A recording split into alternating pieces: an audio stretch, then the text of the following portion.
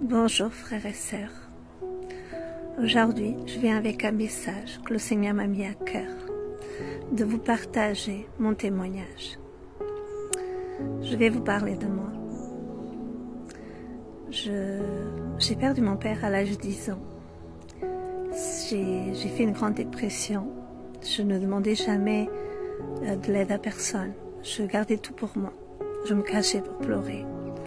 Je ne voulais pas rajouter de la souffrance à ma famille, à mes frères et sœurs, à ma mère. Donc j'ai grandi avec l'impression de vivre, mais je vivais, mais c'est comme si j'étais morte à l'intérieur. Et cette blessure qui n'était pas guérie m'a accompagnée très longtemps. Donc depuis l'âge de 10 ans jusqu'à 15 ans, quand le Seigneur a touché mon cœur. J'ai 47 ans, je vais faire 48 ans. Donc vous pouvez voir combien d'années de souffrance j'ai pu porter. Et je voulais vous résumer rapidement, vous dire que quand vous avez tout essayé médicalement comme moi, parce que bien sûr je ne le disais à personne, mais j'en parlais à mon médecin de famille qui m'avait donné de l'Exomil. Et je peux vous dire que même en prenant un Exomil, il a 4 petits cachets. Et bien moi je peux vous dire que 4, 8, 9, 10, 12 cachets, j'arrivais toujours pas à dormir. C'est pour que vous voyez dans l'état que j'étais, sans avoir la paix du Seigneur. Je prenais 75 mg d'antidépresseurs, c'était énorme. Et je voyais que mes problèmes, ils étaient là, et qu'ils étaient chaque fois plus grands. Jusqu'au jour que j'ai été attaquée dans mes pensées, où l'ennemi me faisait croire que c'était mieux que je parte, parce que si je partais pas, mes enfants, plus tard, ils voulaient me faire croire qu'ils pourraient devenir dépressifs comme moi. Ce qui me faisait bien évidemment peur autant que maman. On veut laisser tout ce qu'il y a de mieux à nos enfants, mais surtout pas la dépression. Parce que la dépression, c'est survivre, mais on est brisé à l'intérieur. Il y a une blessure qui n'arrête pas de saigner. Je vais vous dire, frères et sœurs, il y a des blessures qui provoquent des dépressions. Mais ces blessures, il faut les guérir. Et le seul qui peut les guérir, c'est Dieu. Parce que les blessures de la dépression, ce sont des blessures dans l'âme. Vous savez, les médecins, ils peuvent guérir les blessures qui saignent à l'extérieur. Ils peuvent vous écouter, sur le moment, ça vous fait du bien d'en parler. Mais vous savez très bien que vous avez toujours les problèmes le lendemain. Parce que ce qu'il vous faut, c'est vraiment une guérison dans l'âme. Et le seul qui peut guérir l'âme, c'est Dieu, dans le nom puissant de Jésus. Par ses blessures, c'est écrit dans la parole. La parole de Dieu est vivante. Ce que la parole dit, la main de Dieu l'accomplit. Frères et sœurs, la parole dit que par ces meurtrissures de Jésus, nous sommes guéris. La parole dit aussi, déposez vos fardeaux au pied de la croix et laissez Dieu s'en occuper pour vous. Je vais vous dire, frères et sœurs, pendant des années, j'étais dans la souffrance. J'aimais ma famille, j'ai tout fait médicalement, j'ai tout fait pour survivre, pour retrouver la joie de vivre. Mais je ne l'avais pas au fond de moi. Pourtant, je rigolais, des fois, je passais des moments avec ma famille, comme tout le monde. Hein. C'est pas parce que vous êtes en dépression qu'il n'y a pas des jours où ça va un peu mieux, mais la blessure est toujours là. Et le danger, il est toujours là. À 3 reprises, j'ai failli faire vraiment des bêtises. Et pendant ces 3 fois, j'ai été sauvée. Et je sais aujourd'hui que c'était Dieu qui me gardait à chaque fois. J'ai fait 3 tentatives. Parce que je ne voulais pas... L'ennemi me faisait croire que j'étais un danger pour ma famille. Et je ne voulais pas être ce danger. Donc je devais éliminer le danger qui était moi.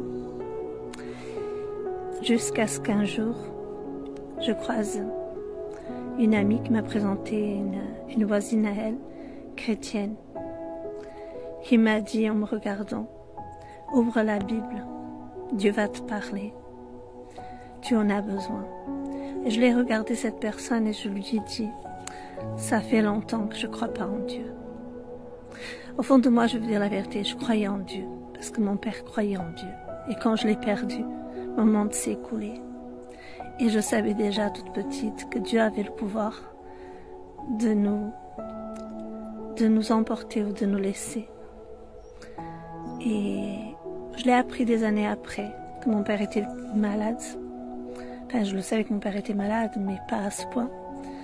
Et je ne savais pas que mon père avait demandé au Seigneur s'il existait, qu'il préférait partir que devenir un fardeau pour sa famille.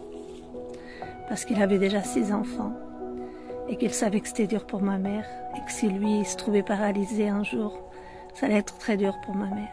Alors mon père, il a demandé à Dieu de l'amener, frères et sœurs. Dieu nous aime, mais il aime aussi la personne qui est malade. Et quand la personne qui est malade demande à partir, même si Dieu nous aime, il écoute aussi la personne qui est malade. Il la libère de ses souffrances. Donc ce que je veux vous dire aujourd'hui, c'est quand j'ai compris toutes ces choses, j'ai compris qu'en fait j'en ai voulu à Dieu, mais à celle que j'ai fait le plus de mal, c'était à moi. C'était à moi.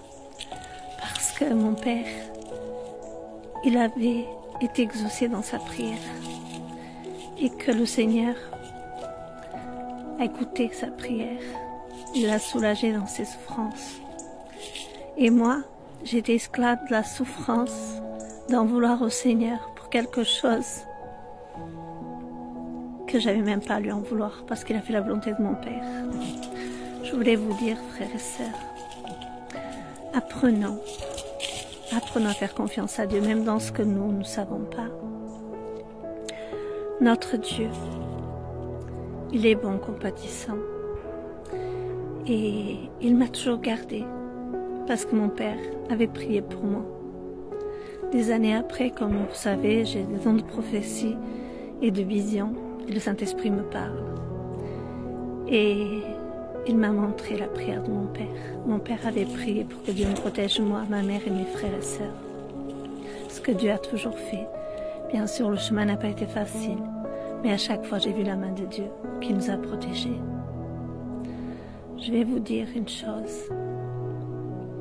Le jour où j'ai ouvert cette Bible, parce que là, donc, cette voisine donc, que j'ai été présentée, la chrétienne, elle m'a dit d'ouvrir la Bible. Je lui ai dit que voilà, je croyais pas en Dieu et que c'était pas la peine, voilà. Et là, elle m'a dit, si tu le fais pas pour toi, fais-le pour moi. Comme elle m'avait gentiment accueillie chez elle, je l'ai ouvert, mais je l'ai pas lu. Et elle m'a dit, t'es pas obligé de lire toute la page, mais lis juste les versets où Dieu te parlera. Et donc, je me suis dit, bon, je vais les lire. Et après, je vais partir d'ici, parce que j'avais ce qui m'arrivait. Et quand j'ai lu ces versets, ben, écoutez, mon fardeau, il est tombé là. Il est resté là. J'avais qu'une envie, c'est de rester là. Et lire la Bible.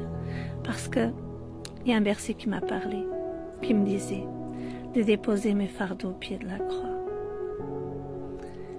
Et je peux vous dire que j'ai compris que personne ne pouvait savoir les fardeaux que je portais à part Dieu. Et je me suis dit, finalement, je lui en ai voulu, mais il est encore là pour m'aider. J'ai saisi sa main. Et j'ai reçu le parler en langue. Les dons spirituels sont venus très rapidement.